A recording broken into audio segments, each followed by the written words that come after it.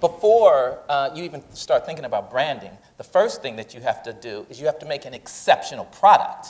And once you have an exceptional product and the public accepts you as exceptional, then you focus on how do I expand my brand? How do I create the brand, create the derivatives for that brand, and monetize those derivatives through sponsorship, endorsements, licensing, merchandising. So if you don't make a great product, take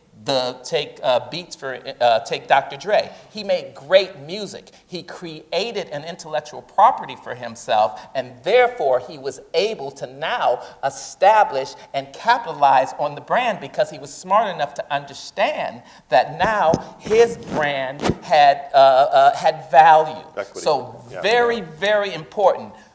Make the product exceptional first, and then focus on pushing your brand out there.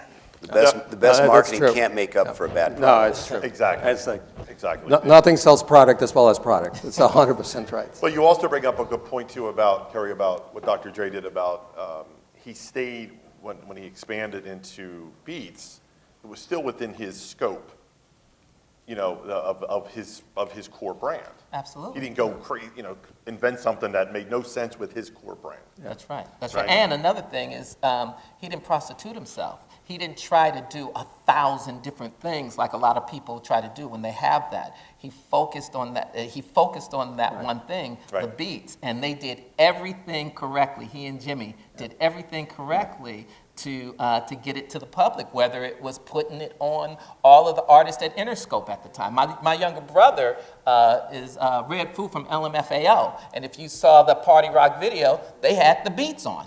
Right. But it's And by the way, interesting. he didn't get paid for that. Okay. But Dre did. But And you're on the case. Go ahead, Evan. But it's really interesting. You not only have to make a good product, you not only have to understand your product, but you have to understand your audience, right? And I'll give you an example that's a little bit left of center. Carlos Santana, right? Great. Obviously, I don't need to explain what a generational talent he is, but he got into the shoe business. Right? He has a line of women's shoes that probably do $200-300 million, right? And so Exactly. he had to figure out, and the people with him had to figure out who his audience was, what kind of materials speak to those to that audience, because he's very authentic, and he's got this reputation that's well earned for really sort of for being for being environmentally friendly and caring about. I was at an event with him, and when he came up on stage, he made sure that we all gave a round of applause to the servers who were serving us dinner, right? So I mean, he's just got this great vibe. And so if he was making product that was made from non-environmentally friendly product, I think he would have lost his audience, and it would have been it would have been inauthentic. Yeah. It's the Rick James example. Yeah, it is. The Tonight Show, right? It just wasn't his brand. Right. That was his brand. Yeah, I always think about like Sammy Hagar too, with the tequila. Yeah, Sure. perfect. Right?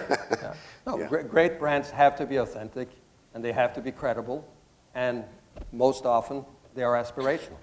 We all aspire to be part of the great brands. Yeah. It's a good point. The word aspire, to me, the connotation is you never stop, right? You never rest, Yeah. right? You keep, just because you hit a certain equity, No, that's cachet, definitely you don't sit back. No, the day you sit back is the first day of the end. It's the beginning to the end. There's you have to. A lot of cliches out there, but I think they're all true. Innovate or die. I mean, or obsolete your product before a consumer does it for you. That all is true. Yeah. You have to continue to evolve and continue to elevate. And we see that in everything we do. So Kerry, you touched a little bit on this a second ago, and I want to direct this question to you specifically about what you're doing. And I mentioned in the introduction about intellectual property management, protecting copyrights, and I think these guys and girls would really appreciate what it is you're doing, but the lessons learned as well that they can take from that. So if you want to give a little background on what you're doing now, and then in terms of personal brands, right? Because that's what this comes down to, right? Yeah, well, I'm an intellectual property manager, so to that end, I'm doing a lot of work with Smokey Robinson, for instance.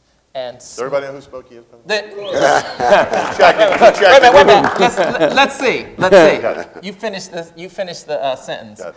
I guess you say. What can make me feel this way? Hey, that's right. Give yourselves a hand, right? That's. Did everybody know Smokey wrote that? Everybody knew Smokey wrote that? Because a lot of people A lot of don't. people don't. A lot of people don't know that Smokey not only wrote My Girl, but he wrote My Guy. He wrote a lot of songs for the Jackson 5 and Marvin Gaye and a whole bunch of Motown artists in the beginning.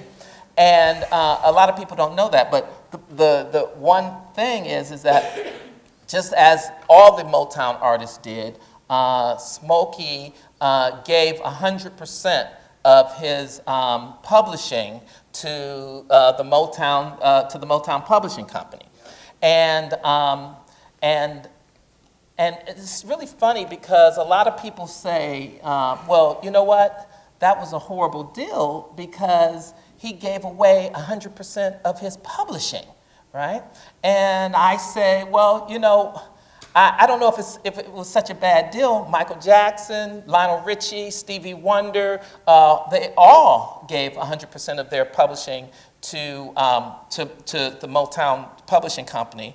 And they did that because at the time, Kerry Gordy was a publisher, and his job was to get their songs to the public. And sometimes people will come to me and they'll say, well, but he ripped them off. And I say, well, there was a Sam Johnson who didn't give his publishing to Kerry Gordy. That was a better writer than all of them. But who's Sam Johnson? So the fact of the matter is... You get the point? So the fact of the matter is that those contracts are finite. They last a specific amount of time. But and when you have become the Michael Jackson, the Lionel Richie, the Rick James, the Stevie Wonder, then you get all of your power back, and then you call all of the shots. But to that end, what I do now is I get copyrights back for people who gave them away earlier in their career. That's copyright termination and copyright recapture. So what I'm doing right now is I'm identifying people who actually did give their copyrights away and getting them back. And for instance, Smokey just got a check for $22 million. All right. And